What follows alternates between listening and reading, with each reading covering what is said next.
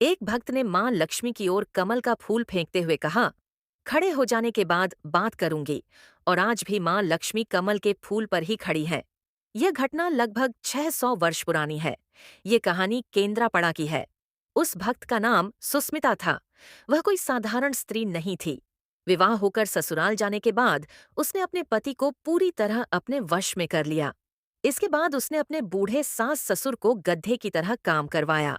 सुस्मिता और उसका पति नए साल के अवसर पर तीर्थ यात्रा के लिए निकले।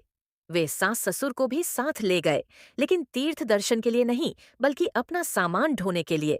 रात होने पर वे जंगल में रुके। सुस्मिता और उसका पति कंबल के अंदर सो गए और सास ससुर को बाहर ठंडी में सुला दिया। आधी रात को सुस्मिता ने एक अद्भुत दृश्य देखा।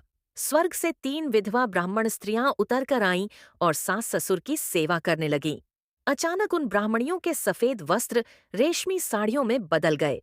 सुस्मिता कुछ पूछ पाती, उससे पहले ही उन तीनों ने कहा, पिछले जन्म के पापों के कारण हमने इस गुरुओं की सेवा का फल पूरा किया।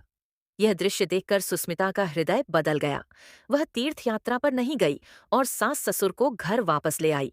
उसने पूरे मन से उनकी सेवा करनी शुरू कर दी। उस दिन गुरुवार था। सुस्मिता सास ससुर की सेवा में इतनी व्यस्त थी कि मां लक्ष्मी स्वयं आकर उसे बुलाने लगी। सुस्मिता ने बिना देखे मां लक्ष्मी की ओर एक कमल का फूल फेंक दिया और कहा, खड़ी हो जाने के बाद बात करूंगी। उसी दिन से मां लक्ष्मी कमल के फूल पर खड़ी है।